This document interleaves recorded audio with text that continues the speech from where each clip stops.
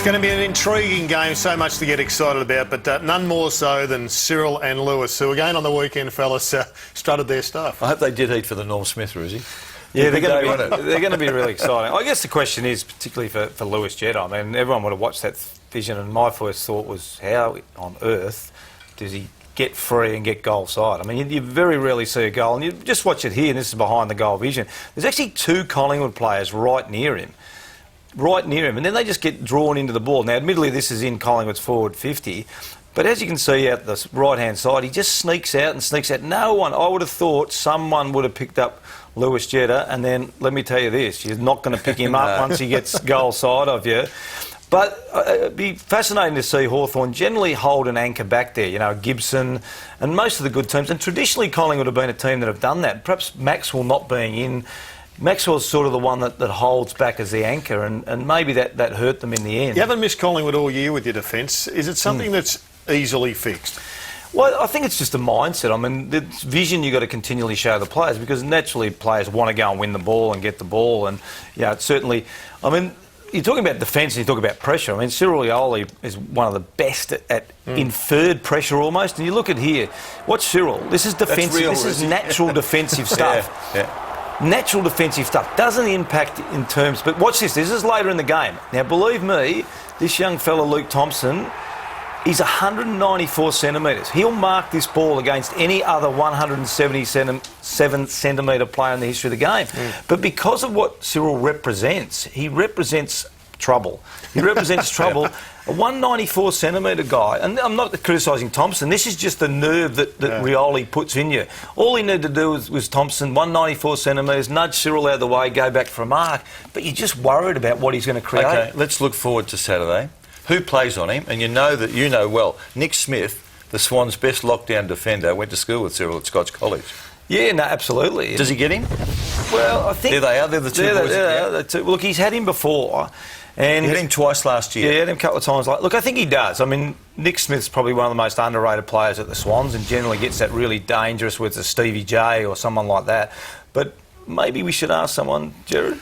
Well, we should, Rosie. We went out to Old Scotch today and had a chat to their coach, the man who coached them way back when, Steve Holding, and we put this question to them. If it was a Pagans Paddock scenario and it was one-on-one, who'd win? I reckon Nick would go really well. I've said he was underestimated, but he's really disciplined, he's really clever, he's pretty hard. I reckon they'd match up very well deep in the forward line. Cyril's got plenty of tricks, but Nick's probably the more consistent, I suppose. Tricks versus consistency, that might have been the case way back in the Old Scotch days, but you'd be nervous if you were Nick Smith. Look, apart from playing in a grand final, sleeping on Friday night, knowing you're playing in a grand final and knowing you've got Rioli. Yeah, and I think you'd be restless, wouldn't you? Well, you would be restless, because what you are thinking about is strategy. Because you know you can't just beat him with pace. That's not going to happen. So a player like Nick Smith will be watching video of him, working out where to corral him, push him, all those sorts of things, and that's why you don't get much sleep before the grand final. The beauty of it is we've got two very distinct sides. It's defence versus attack. The Swans, well, they're the number one defensive side in the competition. Look at the names: Matner, Shaw, Nick Smith, Ted Richards, Heath Grundy, Alex Johnson. They've kept them together all the time. Sydney, they concede scores once inside forward 50, the least amount of time. Up against the best attack in the competition. Number one for points for, number one for scores once inside the forward 50. And you can throw in Jordan Lewis or Cyril Rioli as the 6th V7. Now, Rosie, conventional wisdom says you build premierships from the back line. We've got the perfect contrast here. Is it going to... Do you favour the team that's got the better back line? Well, I think Hawthorn's got a pretty good defence as well, but I think if you're isolating that one area of the ground, it's quite fascinating because it is the number one scoring team against the one defensive team. But I think both teams have got really good defensive strategies and structures in place. The biggest problem for Sydney are just that elite talent that Hawthorn does have. You know, it's very hard to match up on Batty Franklin. It's very hard to match up on Cyril Rioli. We'll talk some of the midfield matchups a little bit later on.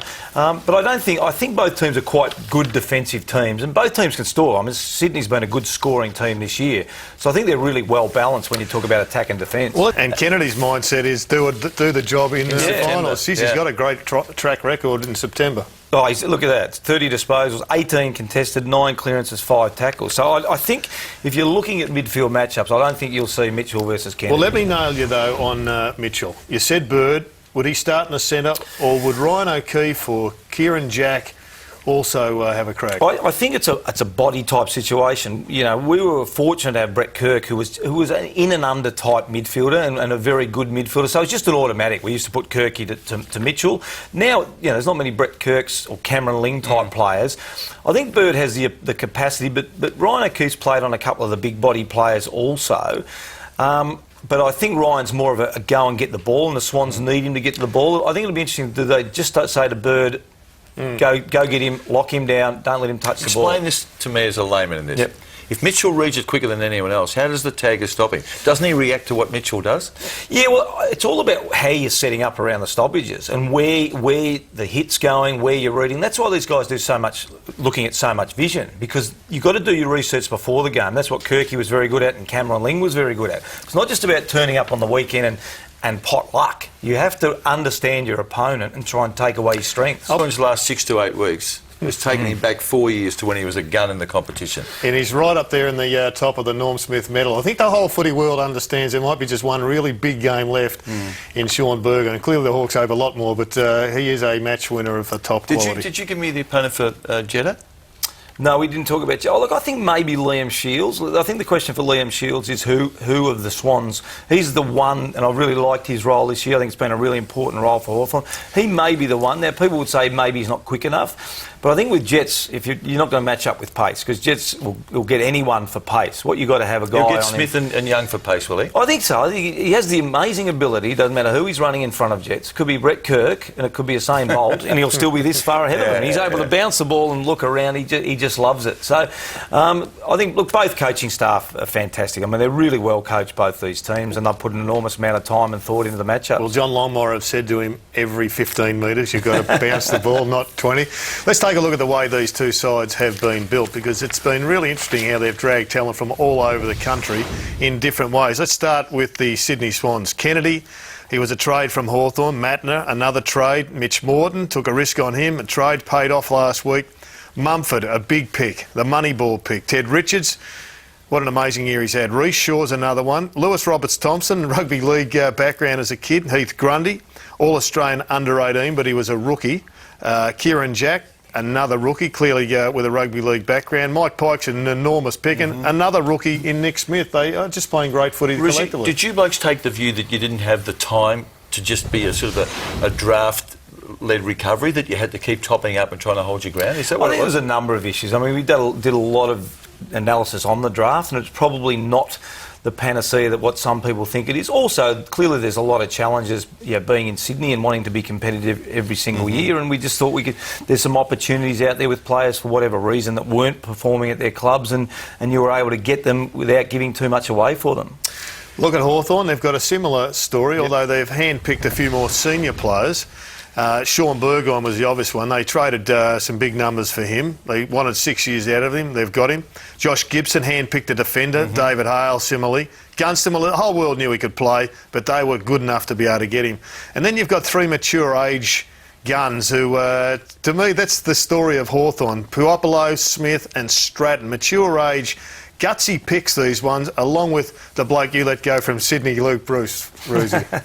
Yeah, I'm not sure that was right. But look, I think Hawthorn have done it really well also. I mean, and it is about just getting guys for certain roles. And I think Hale is probably underestimating what he's been able to do this year. He's been terrific. We touched on Burgoyne. Gibson's been a great pick for them as well. They've handpicked a number of areas and fulfilled some roles. It's interesting that the two clubs have both said, we'll back our eye on exposed form rather than take a risk on the kids that have only been seen at under 18 level. And they've been vindicated. Will that change the broad thinking, do you think? Well, it depends who you ask. I think there's some clubs that are starting to go down that. I mean, Richmond have started to go down that with Grigg and Marrick and the like, and Hooley and so forth. Be interesting to see this draft period once free agency is now coming in as well. I think there will be more clubs that'll look closer at players from other clubs.